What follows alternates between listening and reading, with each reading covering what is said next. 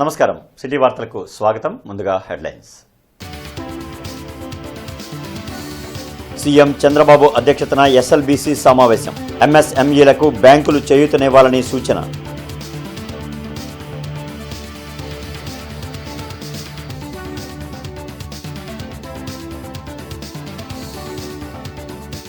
పాకిస్తాన్కు మద్దతుగా మాట్లాడేవారు ఆ దేశానికి వెళ్లిపోవాలి.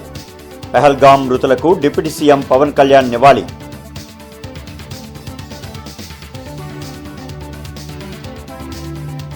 ప్రధాని మోడీ అమరావతి సభపై మంత్రి జనార్దన్ రెడ్డి సమీక్ష.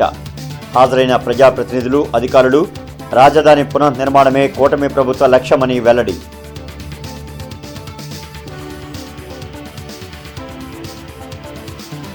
ప్రధాని మోడీ సభ ఏర్పాట్లను పరిశీలించిన మంత్రి నారాయణ. రేపటిలోగా పనులు పూర్తవుతాయని వెల్లడి.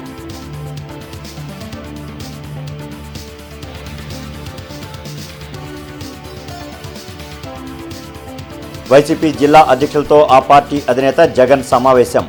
ప్రజా సమస్యలపై నేతలు పోరాటాలు చేయాలని దిశానిర్దేశం. సీఎం చంద్రబాబు అధ్యక్షతన 231వ ఎస్ఎల్బీసీ సమావేశం జరిగింది. వెలగపూడి సచివాలయంలో నిర్వహించిన ఈ సమావేశంలో బ్యాంకర్లకు పలు అంశాలపై సీఎం చంద్రబాబు సూచనలు చేశారు. రాష్ట్రానికి వేల కోట్ల విలువైన ప్రాజెక్టులు వస్తున్నాయని బ్యాంకర్లు అండగా నిలవాలన్నారు. ఎంఎస్ఎంఈలకు చేయూతను ఇవ్వడంతో పాటు రైతులు, డ్వాక్రా సంఘాలు, ఎస్సీ, ఎస్టీ, మైనార్టీల ఎదుగుదలకు ప్రత్యేకంగా ఏం చేయగలం అనేది బ్యాంకర్లు ఆలోచన చేయాలని చెప్పారు. పాకిస్తాన్కు అనుకూలంగా మాట్లాడాలనుకునే వాళ్లు ఆ దేశానికే వెళ్లిపోవాలని డిప్యూటీ సీఎం పవన్ కళ్యాణ్ అన్నారు. పెహల్గాంలో మృతి చెందిన మధుసూదన్ రావుకి మంగళగిరిలోని సీకే కన్వెన్షన్లో నిర్వహించిన కార్యక్రమంలో డిప్యూటీ సీఎం పవన్ కళ్యాణ్, మంత్రి నాదెండ్ల మనోహర్తో పాటు జనసేన నాయకులు పాల్గొని నివాళులర్పించారు. మతం అడిగి మరీ చంపిన ఉగ్రవాదులపై కనికరం చూపాల్సిన అవసరం లేదని పవన్ కళ్యాణ్ అన్నారు. పెహల్గాంలో జరిగిన దాడి దేశ సమగ్రతపై జరిగిన దాడిగా భావిస్తున్నట్లు చెప్పారు. కాశ్మీర్ ఎప్పటికీ భారత్ అంతర్భాగమేనన్న డిప్యూటీ సీఎం పాకిస్తాన్కు అనుకూలంగా మాట్లాడేవాళ్లు ఆ దేశానికే వెళ్లిపోవాలన్నారు. ఈ సందర్భంగా జనసేన క్రియాశీల సభ్యుడైన మధుసూదన్ రావు కుటుంబానికి 50 లక్షల ఆర్థిక సాయం ప్రకటించారు. ఉగ్రవాదులు టార్గెట్ చేసి హిందువులను చంపారు. ఇది సత్యం అంతే. వాళ్ళు అన్న మాట నాతో ఏంటంటే, మధుసూదన్ గారి భార్య, ఇఫ్ ఆమె ముస్లిం నన్ను స్పేర్ చేసేవాళ్ళు సార్. మేము చేసింది పాపం బీయింగ్ హిందూ పుట్టడమా మేము చేసింది? కనీసం మా చేతుల్లో ఆయుధాలు కూడా లేవే, మేము సైనికులం కూడా కాదే. మేము బిడ్డలిద్దరు అక్కడే ఉన్నారు. నేను ఆలోచించలేదు ముందు. నేను అనుకున్నాను ఆయన ఒక్కైనా వెళ్ళారేమో, అలా చనిపోయారేమో అనుకున్నాను. కానీ అయితే కుటుంబం అంతా ఉంది, ఇంకో ముగ్గురు, ఇంకో 2 ఫ్యామిలీస్ ఉన్నాయి. అందరి ముందు దారుణంగా చంపేస్తే, ఇంకా ఇది భారతదేశం కాబట్టి చాలా 7 దశాబ్దాల తర్వాత మాట్లాడుతున్నాం మనం. కశ్మీర్ని 3 సార్లు, మన పాకిస్తాన్ని 3 సార్లు ఓడించాం. సహనం ఎక్కువైపోయింది మన దేశానికి. ఎందుకంటే కంట్రీ మనుషులే సహనం ఎక్కువ మనకి. ఏదైనా అతి చేస్తే మంచిది కాదు, అతి సహనం కూడా మంచిది కాదు, మితిమీరిన మంచితనం కూడా మంచిది కాదు. ఇష్టారాజ్యంగా వచ్చి కాల్చేసి వెళ్ళిపోతా ఉంటే మనం ఎందుకు కామ్గా ఉండాలి? మనం ప్రధాని నరేంద్ర మోడీ అమరావతి పర్యటన నేపథ్యంలో జరుగుతున్న ఏర్పాట్లపై రాష్ట్ర రోడ్లు, భవనాల శాఖ మంత్రి బీసీ జనార్దన్ రెడ్డి జిల్లా ఉన్నతాధికారులతో కలిసి నగరపాలక సంస్థ కౌన్సిల్ హాల్లో సమావేశం నిర్వహించారు. నగరపాలక సంస్థ కౌన్సిల్ సమావేశ మందిరంలో R&B minister BC Janardhan Reddy అధ్యక్షతన సమావేశం జరిగింది. ఈ సమావేశంలో మాజీ మంత్రి అమర్నాథ్ రెడ్డి, ఎమ్మెల్యేలు బూర్ల రామాంజనేయులు, గల్లా మాధవి, నసీర్ అహ్మద్, మేయర్ కోయిల్ముడి రవీంద్ర, కమిషనర్ పులి శ్రీనివాసులు, ఇతర శాఖల ఉన్నతాధికారులు పాల్గొన్నారు. మే 2న జరగబోయే అమరావతి సభకు సంబంధించిన ఏర్పాట్లపై చర్చించారు. ఈ కార్యక్రమంలో కార్పొరేటర్లు, కూటమి నేతలు పాల్గొన్నారు.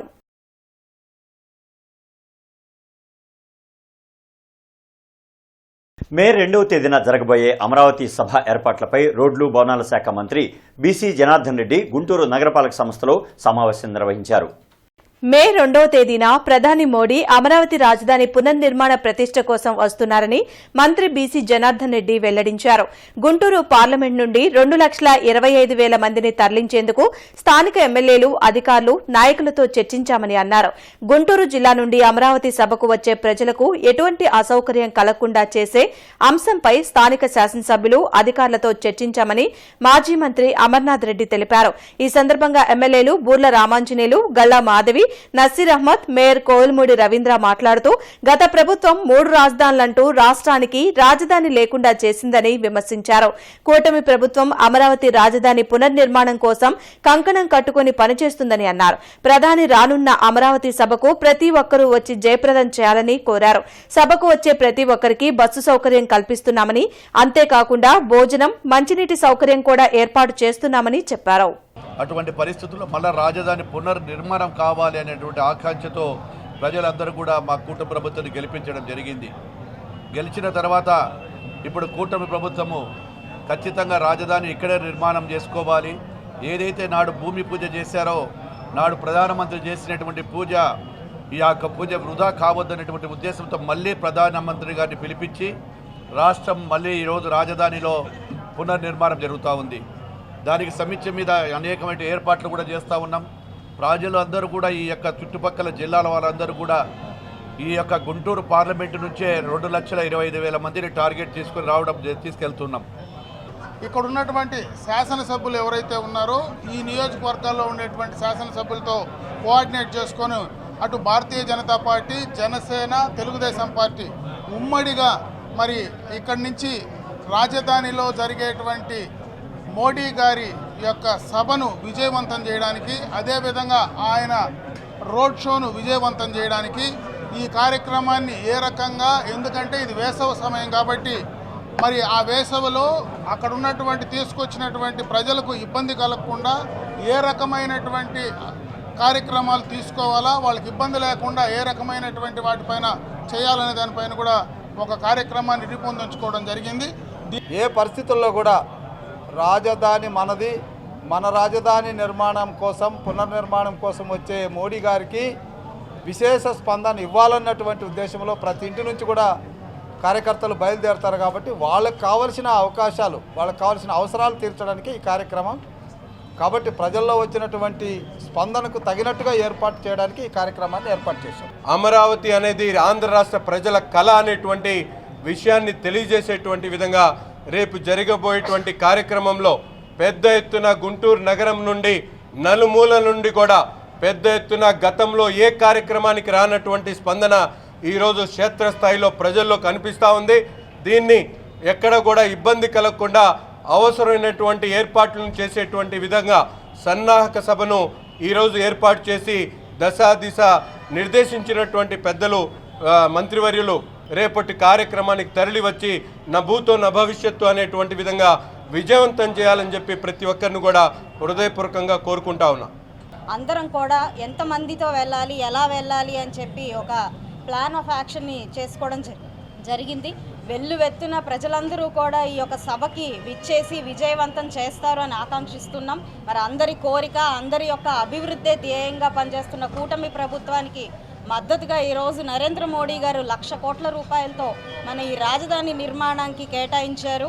అనేక కార్యక్రమాల్లో, అనేక డెవలప్మెంటల్ కార్యక్రమాల్లో వారు మనకి చేదోడు వాదోడుగా ఉంటున్నారు. మరి సొంత పనుల కోసం, వాళ్ళ స్వార్థం కోసం మాత్రమే ఢిల్లీ పరిగెత్తే నాయకుల్ని మనం ఇప్పుడు దాకా చూసాం. మరి ఇప్పుడు ఢిల్లీ నుంచి నాయకుల్ని మన రాష్ట్రానికి తరలి వచ్చేలాగా చేసుకుంటున్న మన కూటమి ప్రభుత్వ నాయకులు, అధిష్టానం యొక్క నిబద్ధతను మనం చూస్తూ ఉన్నాము. ఈ యొక్క రోజు కోసం ప్రజలందరూ ఆకాంక్షిస్తూ ఉన్నారు. ఆ రోజు తరలి వచ్చింది కాబట్టి వెల్లువెత్తున ప్రజలందరూ కూడా ఈ యొక్క సభని విజయవంతం చేయాల్సిందిగా అందరినీ కోరుకుంటున్నాం. ఎటువంటి వడదెబ్బలు లేకుండా వాళ్ళకి మెడికల్ ఫెసిలిటీ దగ్గర నుంచి, బస్ సౌకర్యం దగ్గర నుంచి, భోజనాల దగ్గర నుంచి, వాటర్ దగ్గర నుంచి కూడా వారికి ఏ విధంగా మనం ఈ మౌలిక వసతులు కల్పించాలనే ఉద్దేశంతో మన జిల్లాకి మొట్టమొదటిసారిగా విచ్చేసిన గౌరవనీయులు బీసీ జనార్దన్ రెడ్డి గారికి ప్రత్యేకమైన ధన్యవాదాలు తెలియజేస్తూ, నమస్కారాలు తెలియజేస్తూ, ముఖ్యంగా ఈ యొక్క జరగబోయే సభ భారతదేశ చరిత్రలో ఇదొక స్థిరస్థాయిగా నిలబడిపోతుంది. ముఖ్యంగా ఈ యొక్క సౌత్ ఇండియా ప్రాంతంలో మనం చూసాం లాస్ట్ 4-5 ఇయర్స్ జగన్మోహన్ రెడ్డి ఏ విధంగా ఈ యొక్క క్యాపిటల్ అమరావతి ఉండకూడదని చెప్పి డిస్ట్రాయ్ చేశారో మనందరికీ తెలిసిన విషయమే. దాన్ని మరలా పునరుద్ధరించే భాగంలో మన నాయకుడు చంద్రబాబు నాయుడు గారు, అట్లాగే మన యువ నాయకుడు నారా లోకేష్ గారు, అట్లాగే కూటమి ప్రభుత్వం డిప్యూటీ సీఎం పవన్ కళ్యాణ్ గారు, పురంధేశ్వరి గారు వీరందరూ కూడా సమిష్టిగా మరలా ఈ యొక్క అభివృద్ధి కార్యక్రమాన్ని రాష్ట్రాన్ని చేపట్టిన విషయం అందరికీ తెలిసిందే.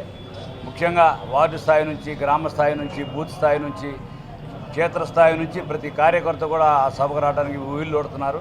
తప్పకుండా ఈ సభ బ్రహ్మాండమైన సక్సెస్ అవుతుందని చెప్పి కూడా భావిస్తున్నాను. ఇక్కడికి రాజధాని అమరావతిలో మంత్రి నారాయణ పర్యటించారు. మే 2వ తేదీన జరిగే ప్రధాని మోడీ సభ ఏర్పాట్లను పరిశీలించారు. రాజధానిగా అమరావతికి చట్టబద్దత కల్పించే అంశంపై ప్రధాని మోడీతో చర్చిస్తామని మంత్రి నారాయణ తెలిపారు. రాజధాని అమరావతిలో పర్యటించిన ఆయన ప్రధాని మోడీ సభ జరిగే ప్రాంతంలో ఏర్పాట్లను పరిశీలించారు. దాదాపు 90% పనులు పూర్తయ్యాయని, మిగిలినవి ఈ నెల 30 కల్లా పూర్తవుతాయని మంత్రి తెలిపారు. 43,000 కోట్ల రూపాయల పనులను ప్రధాని మోడీ ప్రారంభిస్తారన్నారు. గత ప్రభుత్వం రాజధాని అమరావతిపై 3 ముక్కల ఆట ఆడిందన్న మంత్రి నారాయణ 3 ఏళ్లలో అమరావతి పనులు పూర్తి చేయడం జరుగుతుందని పేర్కొన్నారు. రాజధాని రైతులతో సమావేశం నిర్వహించిన సీఎం చంద్రబాబు ప్రధాని సభకు రావాలని స్వయంగా ఆహ్వానించారని చెప్పారు. మంత్రితో nodal officer Veerapandian, IG Tripathi, SP Satish Kumar, ఇతర ఉన్నతాధికారులు పాల్గొన్నారు. యాక్చువల్గా టెండర్లు కాల్ఫర్ చేసి ఎల్వన్ ఇచ్చేసాం. ఆ వర్షన్నిటి యాక్చువల్గా రేపు 2వ తేదీ భారత ప్రధాని గారు రావటం, వారి చేతుల మీదే పునఃప్రారంభం అమరావతి రాజధాని పునఃప్రారంభం చేయడం జరుగుతుంది. కంప్లీట్ చేసి అమరావతి రాజధాని, ఇది మన అమరావతి రాజధాని, ఇది ఒక ప్లేస్ సంబంధించింది కాదు, రాష్ట్రంలో ఉన్న 5 కోట్ల మంది ప్రజలకు సంబంధించింది. దీన్ని కంప్లీట్ చేయడం జరుగుతుంది. ఎలా తెలియాలి కదా, అంతా లీగల్గా తెలియాలి కదా, అంతా వచ్చుంటాం. అవన్నీ డిస్కస్ చేసి దాని మీద పాజిటివ్గా డెసిషన్ తీసుకుంటానని చెప్పడం జరిగింది. అంటే ఇప్పటికీ 43,000 కోట్లకి ఎల్వన్లు ఇచ్చేశారు. బహుశా ఇవాళ రేపులో కూడా కొన్ని ఇస్తున్నారు. ఇవాళ రేపు కూడా టెండర్ బిల్స్ అయిపోయింది, అవి కూడా ఇస్తే మొత్తం యాక్చువల్గా 43,000 కోట్లు. ఎందుకంటే 64,000 కోట్లకి అథారిటీ పర్మిషన్ ఇచ్చింది. ప్రధాని నరేంద్ర మోడీ రాజధాని అమరావతి పర్యటన ఏర్పాట్లపై అధికారులతో మంత్రులు సమీక్షించారు. సచివాలయంలో జరిగిన ఈ సమీక్షలో మంత్రులు నారాయణ, అనగాని సత్యప్రసాద్ పాల్గొన్నారు. ప్రధాని సభకు వచ్చే వారికి ఎలాంటి ఇబ్బందులు కలగకుండా పకడ్బందీ ఏర్పాట్లు చేయాలని అధికారులను ఆదేశించారు. నోడల్ అధికారి Veerapandian, ADG Madhusudan Reddy, IG Tripathi, collector Nagalakshmi, JC Bhargav Teja, SP Satish Kumar, ఇతర ఉన్నతాధికారులు పాల్గొన్నారు.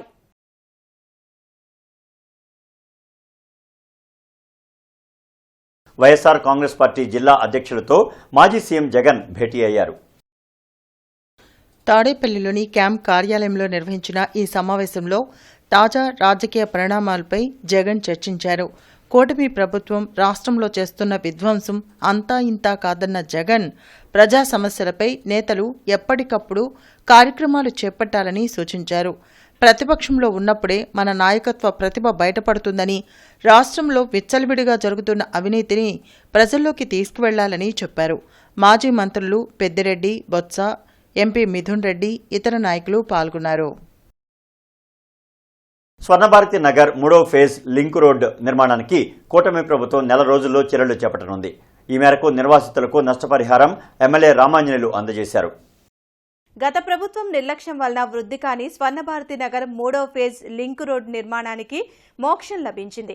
సీఎం చంద్రబాబు ఆదేశాలతో ఎమ్మెల్యే రామాంజనేయులు నేతృత్వంలో అక్కడ నివసిస్తున్న 385 మందికి తాత్కాలిక నగదు సాయం అందజేశారు.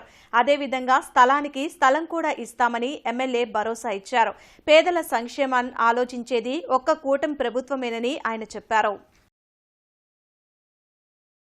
స్వర్ణభారతి నగర్లో 3rd ఫేజ్ రింగ్ రోడ్డు గత 5 సంవత్సరాలుగా నిర్లక్ష్యం వల్ల నిలబడిపోయింది. అక్కడ మొత్తం రింగ్ రోడ్డు ఏదైతే ఉందో కేవలం 2 కిలోమీటర్లు, 2.5 కిలోమీటర్ల పరిధిలో పేదలుగా ఉన్నటువంటి వాళ్ళు దాదాపుగా 385 మంది గుడిసెలు, కొన్ని ఇళ్ళు వేసుకొని ఉండడం వల్ల వాళ్ళ యొక్క పునరావాసాన్ని వైసీపీ ప్రభుత్వం పూర్తిగా నిర్లక్ష్యం చేయడం వల్ల ఎంక్రోచ్మెంట్లో ఉన్నటువంటి స్థలాల్లో కట్టుకున్నటువంటి నిర్మాణాలకి అవి టెంపరవరీ అయినా లేదా పూర్ గుడిసె అయినా లేదా ఆర్సీసీ అయినా దానికి తగినట్టుగా దాదాపుగా 5 లక్షల వరకు కూడా కాంపెన్సేషన్ ఇవ్వడం అనేటువంటిది కూడా చూస్తున్నాం. కాబట్టి ఈ రకంగా ప్రభుత్వం ఎక్కడ కూడా ఇంతవరకు ఒక ప్రభుత్వ స్థలంలో ఎంక్రోచ్ చేసినటువంటి వాళ్ళకి పేదలకు ఇవ్వలేదు. మహా అంటే ఒక ఇల్లు కట్టించారు. అయితే వీరికి నష్టపరిహారం కింద కూడా ఇవ్వడం అనేటువంటిది చంద్రబాబు నాయుడు గారి యొక్క మంచితనానికి, ముఖ్యంగా కూటమి ప్రభుత్వం యొక్క మంచితనానికి నిదర్శనం. సో ఇక్కడ మరి ఎన్నో ఏళ్ళుగా నిలబడిపోయినటువంటి 3rd ఫేజ్ తొందరలో ఒక నెల రోజుల్లో పూర్తిగా నిర్మాణం జరగడం జరుగుతుంది. కూటమి ప్రభుత్వం అధికారంలోకి వచ్చాక గిరిజన ప్రాంతాల్లో 1100 కోట్లతో అభివృద్ధి పనులు చేపట్టినట్లు మంత్రి గుమ్మడి సంధ్యారాణి తెలిపారు. వెలగపూడి సచివాలయంలో గుమ్మడి సంధ్యారాణి మీడియాతో మాట్లాడారు. రాష్ట్రంలో అరకు కాఫీని 1,00,000 ఎకరాల్లో సాగు చేసేందుకు చర్యలు తీసుకోవడంతో పాటు అంతర్జాతీయ స్థాయిలో అరకు కాఫీకి గుర్తింపు తెచ్చేందుకు కృషి చేస్తున్నట్లు చెప్పారు. ప్రతి గిరిజన అసెంబ్లీ నియోజకవర్గంలో ఒక కంటైనర్ ఆసుపత్రిని అందుబాటులోకి తీసుకురానున్నట్లు తెలిపారు. ఆసుపత్రులు అందుబాటులో లేని ప్రాంతాల్లో ఈ కంటైనర్ ద్వారా వైద్య సేవలు అందిస్తామన్నారు. అక్కడి నుంచి నిధులు కూడా తెచ్చుకుంటూ మీకు మొన్ననే తెలుసు గౌరవ డిప్యూటీ సీఎం గారు కూడా అరకు పాడేరుకి కేంద్ర ప్రభుత్వం ఇచ్చినటువంటి 550 కోట్ల నిధుల్ని ఇవ్వడం కూడా జరిగింది. ఎందుకంటే కేంద్రంతో సమన్వయం చేసుకుంటేనే ఈ రోజు మేము అన్ని విధాలుగా వాళ్ళకు కూడా చేయగలుగుతున్నాం. ఎందుకంటే గత ప్రభుత్వం చేసిన గాయాలు ఇంకా మనకు మానలేదు, మీ అందరికీ తెలుసు. కాబట్టి స్టేట్ గవర్నమెంట్ ఇస్తున్న వాటికి కూడా సెంట్రల్ గవర్నమెంట్ కూడా ఇతోధికంగా కాస్త సహాయపడడం వల్ల మేము యూసీ సర్టిఫికేట్లు కూడా ఇవ్వడం వల్ల ముఖ్యంగా గిరిజన ప్రాంతాల్లో రహదారి సౌకర్యాలతో పాటు ఏ గ్రామానికి కూడా త్రాగునీరు లేదు అనే విషయం రాకుండా అందరికీ ఇస్తున్నాం. నేను వచ్చేటప్పటికి దాదాపు 1600 గ్రామాలకి త్రాగునీటి సౌకర్యం లేదు. మేము వచ్చిన తర్వాత ఆ గ్రామాలన్నిటి కూడా త్రాగునీరు సౌకర్యం కల్పించడం జరిగింది. ముఖ్యంగా పిల్లలందరికీ కూడా సమ్మర్ హాలిడేస్ ఇచ్చారు. ఈ సమ్మర్ హాలిడేస్ కంటే ముందు పిల్లలు స్కూల్స్ చూస్తే చాలా బాధ అనిపించేది. స్కూల్స్ గానీ, వాళ్ళ కాంపౌండ్ వాల్స్ లేకపోవడం గానీ, టాయిలెట్స్ లేకపోవడం గానీ, ఆర్ఓ ప్లాంట్స్ లేకపోవడం గానీ కొన్ని ఆల్రెడీ ఈ 9 నెలల్లో వాళ్ళందరికీ కూడా ఇవ్వడం జరిగింది. ఇప్పటికీ 156 కోట్లు పెట్టి స్కూల్స్ లో మౌలిక సదుపాయాలు కల్పించడం కోసం మేము ఏర్పాటు చేస్తున్నాం. జీవీఆర్ కోచింగ్ సెంటర్లో శిక్షణ పొందుతున్న పాలిసెట్, ఎంసెట్, ఈసెట్ విద్యార్థులకు ప్రముఖ psychology motivation speaker doctor Pratyusha Subbarao విజయ లక్ష్యాలపై దిశానిర్దేశనం చేశారు. ముఖ్యంగా విజయానికి కావలసిన అంకిత భావం, పట్టుదల, నిర్దిష్టమైన లక్ష్యంతో క్రమశిక్షణతో తమ చదువులను కొనసాగించాలని ఆయన సూచించారు. ఈ సందర్భంగా వారు మాట్లాడుతూ విద్యార్థులు వారి చిన్న లోపాలను సవరించుకుని క్రమశిక్షణతో, పట్టుదలతో విద్యను అభ్యసించినట్లయితే అత్యుత్తమ విజయాలను సొంతం చేసుకుంటారని అన్నారు. ఈ కార్యక్రమంలో హెడ్ మాస్టర్ రమణ, కెమిస్ట్రీ అధ్యాపకులు Rafi, assistant professor Anand, GVR coaching centre director Turaka Veeraiah తదితరులు పాల్గొన్నారు. ఇవాళ విద్యార్థుల్లో అనంతమైన శక్తి ఉంటుందని మాకున్నటువంటి నమ్మకం. వాళ్ళల్లో ఉన్న శక్తిని, వాళ్ళల్లో ఉన్న ఆలోచనల్ని మార్చుకొని గెలవాలనే ఆలోచనకు వస్తే గెలవటానికి చాలా తేలిగ్గా ఉంటుంది. మంచి ఆలోచనతో, మంచి వ్యక్తిత్వంతో, వాళ్ళ వ్యక్తిత్వంలో ఉన్న చిన్న లోపాలని మార్చుకొని వాళ్ళ వ్యక్తిత్వంలో దమ్మున్న లక్షణాలను ఏర్పరచుకొని ఈ సమాజానికి పనికొచ్చేటువంటి, ఈ సమాజానికి ఉపయోగపడేటువంటి, తల్లిదండ్రులకు ఉపయోగపడేటువంటి వాళ్ళల్లో ఉన్న న్యూనతాభావాన్ని పోగొట్టుకొని ఆత్మవిశ్వాసాన్ని నింపుకొని తద్వారా ఒక శక్తివంతమైనటువంటి పిల్లలుగా మారాలని, అలా మారడానికి ఈ కోచింగ్లు, వీళ్ళు రాసేటువంటి పరీక్షలు, వీళ్ళ భవిష్యత్తులో వీళ్ళు వెళ్తున్నటువంటి రంగంలో ఉన్నతమైనటువంటి స్థాయికి వెళ్ళాలని కోరుకుంటా ఉన్నాను. Thank you. ఏదైనా ఒక మంచి వ్యక్తి ద్వారా, మంచి సైకాలజీ నిపుణుల ద్వారా కొన్ని మాటలు చెప్పిస్తే వాళ్ళ అనుభవాల్లో నుంచి కొంతమంది మారి దాన్ని ఆదర్శంగా తీసుకొని రాబోయే, అంటే రేపు జరగబోయే పాలిటెక్నిక్ ఎగ్జామ్ కానీ, 6వ తారీఖు జరగబోయే ఈసెట్ ఎగ్జామ్ కానీ, అలానే 19, 20 జరగబోయే ఎంసెట్ బైపీసీ ఎగ్జామ్స్ కానీ, 21 మే నెల 21, 27 వరకు జరగబోయే ఎంసెట్ కోచింగ్ ఎగ్జామ్స్లో మా విద్యార్థులు ఉన్నతమైన ర్యాంకులు ఈ గుంటూరు పట్టణంలో, ఈ స్టేట్లో సాధించాలనే ఒకే ఒక లక్ష్యంతో ఈ కార్యక్రమాన్ని ఏర్పాటు జరిగింది. నక్సల్స్ కూడా భారతీయులే అనే విషయాన్ని ప్రభుత్వాలు గుర్తుపెట్టుకోవాలని సిపిఐ జిల్లా కార్యదర్శి జంగాల అజయ్ కుమార్ తెలిపారు. కొత్తపేట మల్లయ్యలింగం భవన్లో జరిగిన మీడియా సమావేశంలో జిల్లా కార్యదర్శి జంగాల అజయ్ కుమార్, నగర కార్యదర్శి కోటా మాల్యాద్రి మాట్లాడారు. నక్సల్స్ను చంపడం పరిష్కారం కాదని, వారితో చర్చలు జరపాలని సూచించారు. మేడే వేడుకలను ఘనంగా నిర్వహిస్తున్నట్లు వెల్లడించారు. కేంద్ర ప్రభుత్వం కార్మిక వ్యతిరేక విధానాలను మానుకోవాలని డిమాండ్ చేశారు. ఈ కార్యక్రమంలో మేడా హనుమంతరావు, మంగా శ్రీనివాసరావు తదితరులు పాల్గొన్నారు. చికాగోలో మొదలైనటువంటి ఎర్రజెండా జైత్రయాత్ర ఈ నెల 4 చెరుగులా విస్తరించి ఇవాళ ప్రపంచవ్యాప్తంగా మే 1వ తేదీన అరుణ పతాకాల ఆవిష్కరణలు జరుగుతూ ఉన్నాయి. ఇవాళ మేము కమ్యూనిస్ట్ పార్టీగా, ఏఐటీయూసీగా ఒకటే చెప్తా ఉన్నాం. నరేంద్ర మోడీ అధికారంలోకి వచ్చిన తర్వాత ఆర్థిక పారిశ్రామిక రంగాలన్నీ ముఖేష్ అంబానీకి, గౌతమ్ అదానీకి, ఇంకో 100 మంది గుజరాత్ పెట్టుబడిదారులకి ప్రైవేటీకరణ కానివ్వండి, వీటన్నిటి మీద రాబోయే కాలంలో మేడేని పూర్తిగా తీసుకొని అంతా కూడా భజన పోని ఆ హక్కుల రక్షణ కోసం పోరాటాన్ని కొనసాగించడం కోసం కార్మికులందరూ మరి బ్రతిమలాడాలని దాంట్లో భాగంగా ఈ గుంటూరు నగరంలో మరి రేగుల రాఘవ భవన్ జగన్మండ కార్యాలయం నుంచి మల్లయ్యలింగం భవన్ వరకు కూడా జరిగే ప్రదర్శనలో పాల్గొని అనంతరం ముగింపు శాఖలో కూడా నగర ప్రజలు, అట్లాగే పార్టీ సభ్యులు, సానుభూతి పరులు, కార్మికులు, మరి ఆటో మున్సిపల్ కార్మికులంతా కూడా పాల్గొని విజయవంతం చేయాలని మీ ద్వారా కోరుతా ఉన్నాం. వావిలాల గోపాలకృష్ణయ్య 22వ వర్ధంతి సందర్భంగా జనచైతన్య వేదిక ఆధ్వర్యంలో శాసనసభ్యులు నాడు నేడు అనే అంశంపై చర్చాగోష్ఠి నిర్వహించారు. రామన్నపేటలోని జనచైతన్య వేదిక కార్యాలయంలో జరిగిన చర్చాగోష్ఠిలో మాజీ మంత్రి డొక్కా మాణిక్యవరప్రసాద్, మాజీ ఎమ్మెల్సీ కెఎస్ లక్ష్మణరావు, వల్లంరెడ్డి లక్ష్మణ్ రెడ్డి, వావిలాల మనవడు మనవ సోడేకర్ పాల్గొన్నారు. వావిలాల గోపాలకృష్ణయ్య చిత్రపటానికి పుష్పాంజలి ఘటించారు. ఈ సందర్భంగా వారు మాట్లాడుతూ, నాడు రాజకీయ నాయకులు నీతి, నిజాయితీలతో ప్రజలకు సేవలు చేసేవారని వెల్లడించారు. నేడు ఆ పరిస్థితి లేకుండా పోయిందని అన్నారు. ఆర్థిక సంస్కరణలు పెరిగాక రాజకీయాలు కార్పొరేటైజేషన్ అయ్యాయని తెలిపారు. గత 25 సంవత్సరాలుగా రాజకీయాలు వ్యాపారంతో ముడిపడిపోయాయని చెప్పారు. ఈ కార్యక్రమంలో సుబ్రహ్మణ్యం, కన్నా మాస్టారు, తుళ్లూరు సూరిబాబు, వినయ్ కుమార్, ప్రజా సంఘాల నేతలు పాల్గొన్నారు. పరిశ్రమలు కార్పొరేటీకరణ చెందిన, విద్య కార్పొరేటీకరణ చెందింది, హెల్త్ కార్పొరేటీకరణ చెంది, కార్పొరేట్ హాస్పిటల్స్ అంటున్నాం కదా, కార్పొరేట్ విద్యాలయాలని ఇవన్నీ జరిగాక రాజకీయాలు ఎందుకు అవుతాయి? సో ఈ రోజున్న పరిస్థితికి ప్రధానమైన కారణం నా దృష్టిలో కార్పొరేటైజేషన్ ఆఫ్ పాలిటిక్స్. రాజకీయాలు కార్పొరేటీకరణ చెందినవి, రాజకీయాలు ప్రైవేటీకరణ చెందినవి. దాంతో రాజకీయ పార్టీలు,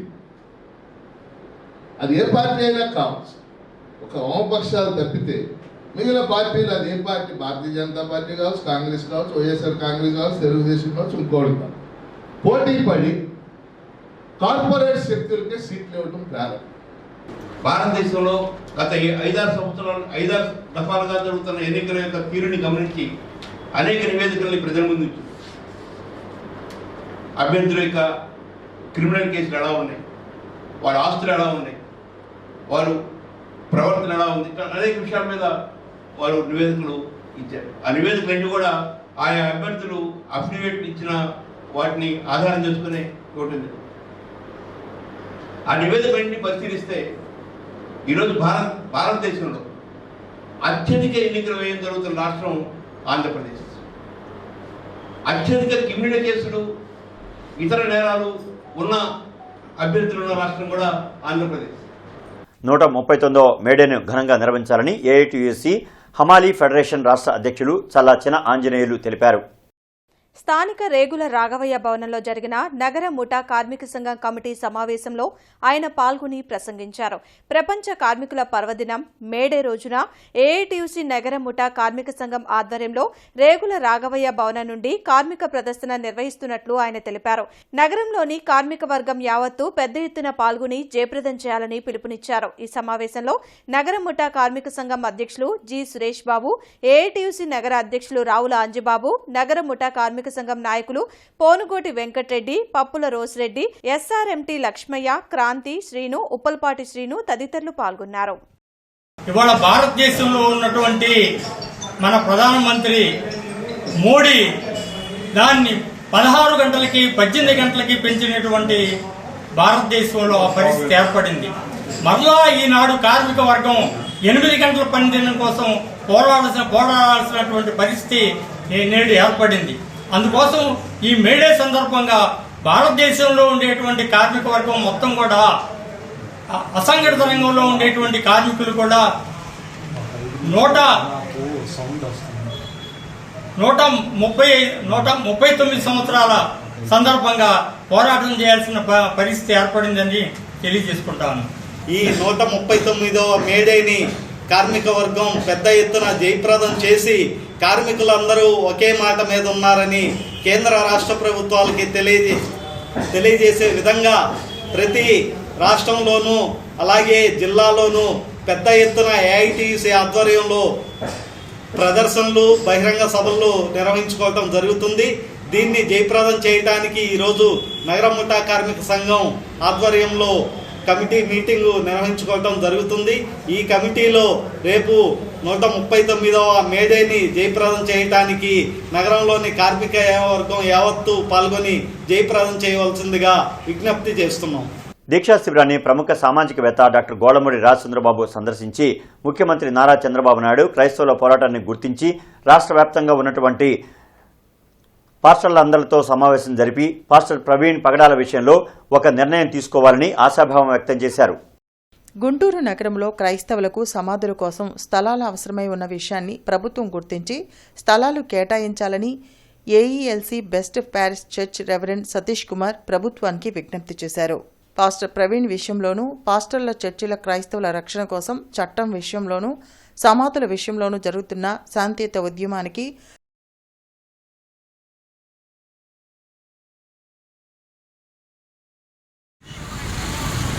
ఎందుకంటే మన దేశంలో మనుషుల్ని మతాలకు, కులాలకు ప్రతినిధులుగా చూడడం ప్రమాదకరం. మనుషుల్ని మనుషులుగా చూడడం అనేటటువంటిది నేర్చుకోవాలి. ఈ మధ్యకాలంలో కాశ్మీర్ లోయలో హిందువుల మీద జరిగే దాడి ఎవరైనా ఖండించాల్సిందే. అది ఏ మతం వారు, ఏ కులం వారు చేసినా కానీ. ఈరోజు ఈ దీక్షా శిబిరం ద్వారా క్రైస్తవ ప్రతినిధులంగా దాన్ని కూడా మనం హర్షించేది కాదు. కాబట్టి మానవత్వం అనేది చాలా ఇంపార్టెంట్. అలాగే గుంటూరు మహాపట్టణంలో రెండవ ప్రాముఖ్యమైన మన డిమాండ్ సమాధులతో. మన నినాదం ఒకటే, శాంతిని ఇస్తున్నాం, సమాధుల స్థలం ఇవ్వండి. ఎందుకనంటే మనం ఇచ్చేది శాంతి, మనం అడిగేది సమాధుల స్థలం. శాంతిని ఇస్తున్నాం, సమాధుల స్థలం ఇవ్వండి. వైషమ్యం అనేది అసలు మనకి క్రైస్తవ్యంలో క్వశ్చనే లేదు. కనుక దాని ప్రజలు వైసీపీని 11 సీట్లకే పరిమితం చేసినా వారిలో ఇంకా మార్పు కనిపించడం లేదని మాజీ ఎమ్మెల్సీ అశోక్ బాబు అన్నారు. మంగళగిరిలోని టీడీపీ కేంద్ర కార్యాలయంలో అశోక్ బాబు మీడియాతో మాట్లాడారు. ప్రజా సంక్షేమం, అభివృద్ధి లక్ష్యంగా కూటమి ప్రభుత్వం పాలన సాగుతుంటే తప్పుడు ప్రచారం చేయడం కరెక్ట్ కాదన్నారు. ఉర్సాకు 99 పైసలకే భూమి కేటాయించారంటూ అసత్య ప్రచారం చేసేవారిపై క్రిమినల్ చర్యలు తీసుకోవాలన్నారు. జగన్ తన 5 ఏళ్ల పాలనలో సాధించలేని విజయాలను కూటమి ప్రభుత్వం 9 నెలల్లో సాధించి చూపించిందని అశోక్ బాబు తెలిపారు. 70,000 కోట్లు పెట్టుబడి పెట్టి డేటా సెంటర్ పెడతా అన్న అదానీని, లల్లు గ్రూప్ని మీరు తరిమేసి ఇవాళ తెలుగుదేశం ప్రభుత్వం ఏదో భూమి దారాదత్తం చేసిందని చెప్పి ప్రచారం చేయటం అనేది కనీసం సిగ్గు అనిపించట్లేదని అడుగుతున్నా సాక్షిపత్రికని. మీకు సిగ్గేమైనా ఉందా? మీ నాయకుడు ఏం చేశాడు? అదానీని పోగొట్టాడు, లల్లు గ్రూపును పోగొట్టాడు, షూ మేకర్ని పోగొట్టాడు. అలాగే అండర్వేర్ కంపెనీ కూడా బ్రాండెక్స్ను ఈ రాష్ట్రం నుంచి తరిమేశారు. కియా మోటార్స్కి చేసిన అవమానం అంటే మనం అందరం చూసాం. ఇలా మీరు చేసుకుంటూ పోయి ఒక పక్కన ఇవాళ మేము ఉర్స్ అనే ఒక కంపెనీకి 60 ఎకరాల ల్యాండ్ని సెజ్లో ఏదైతే ఉందో 3 ఎకరాలు దాన్ని ₹1,00,00,000కి, నాన్ సెజ్ ఏరియాలో ఉన్న దాన్ని 50 లక్షలకు ఇచ్చామని చెప్పి ఒక క్యాబినెట్ నిర్ణయం చేస్తే, పక్కన టీసీఎస్కి 99 పైసలకి ఇచ్చారు కాబట్టి ఇది కూడా 99 పైసలకి ఇచ్చి ఇదో పెద్ద స్కామ్ అని చెప్పి మీరు మీ సొంత పత్రికల్లో రాసుకోవటం అనేది ఇంతకంటే దుర్మార్గం లేదు. ఖచ్చితంగా ప్రభుత్వంతోనూ అలాగే ఉర్స్ కంపెనీతో కూడా మీ మీద క్రిమినల్ డిఫామేషన్ కానీ సివిల్ డిఫామేషన్ కానీ వేయటం ఖచ్చితంగా జరుగుతుంది. మేడే కరపత్రాలను ప్రగతిశీల కార్మిక సమైక్య ఆధ్వర్యంలో ఆవిష్కరించారు. చికాగో అమరవీరుల స్ఫూర్తితో లేబర్ కోడ్ల రద్దుపై సమరశీల పోరాటాలకు సిద్ధమవుతామని తెలిపారు. లాడ్జి సెంటర్ అంబేద్కర్ విగ్రహం వద్ద జరిగిన కార్యక్రమంలో సమైక్య నేతలు పోతురాజు, కొండారెడ్డి, మోహన్, రాజశేఖర్, ఇతర నేతలు పాల్గొన్నారు. ఈ సందర్భంగా కేంద్రం తీరుపై వారు ధ్వజమెత్తారు. ఏదైనా ఒక యాక్సిడెంట్ జరిగితే ప్రభుత్వం వెంటనే అరెస్ట్ చేయటం, జైలుకు పంపించడం, మరి శిక్ష కనీసం 10 సంవత్సరాలు జైలు శిక్ష, 7 లక్షల రూపాయల జరిమానా విధించే ఒక దుర్మార్గమైన చట్టాన్ని నరేంద్ర మోదీ తీసుకొచ్చాడు. నరేంద్ర మోదీ రావటమే కార్మిక వర్గం మీద పడ్డాడు. ఎందుకంటే కార్మిక వర్గమే ఈ దేశానికి ఏకైక వర్గ పోరాటాల చరిత్ర కలిగిన ఉన్న పరిస్థితి. మరి ఈరోజు ప్రతి పరిశ్రమలో కూడా గతంలో జరిగిన 8 గంటల పని విధానం కావచ్చు, లేదా లేబర్ చట్టాలు కావచ్చు, రకరకాల సిస్టమ్ ఏదైతే ఉన్నదో ఆ సిస్టాన్ని మొత్తం తొంగలో దొక్కి 12 గంటలు పనిచేశాడు. 12 గంటల నుంచి 16 గంటలు. ఈరోజు అసంఘటిత రంగం మొత్తం కూడా పెద్ద ఎత్తున ఇబ్బంది పడతా ఉంది. ఈ నేపథ్యంలో మరి 139వ మేడే. వార్తలు ముగించే ముందు ముఖ్యాంశాలు మరొకసారి. సీఎం చంద్రబాబు అధ్యక్షతన ఎస్ఎల్బీసీ సమావేశం. ఎంఎస్ఎంఈలకు బ్యాంకులు చేయూతనివ్వాలని సూచన.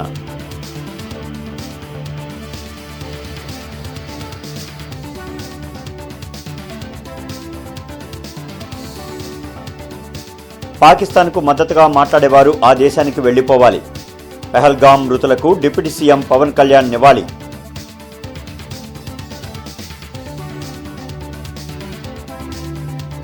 ప్రధాని మోడీ అమరావతి సభపై మంత్రి జనార్దన్ రెడ్డి సమీక్ష.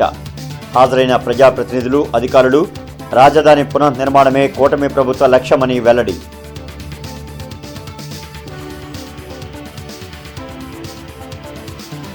ప్రధాని మోడీ సభ ఏర్పాట్లను పరిశీలించిన మంత్రి నారాయణ. రేపటిలోగా పనులు పూర్తవుతాయని వెల్లడి.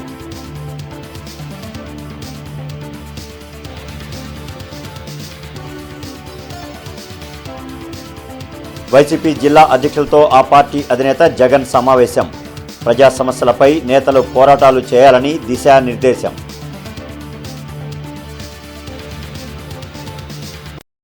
ఇక ఈ వార్తలు ఇంతటితో సమాప్తం. నమస్కారం.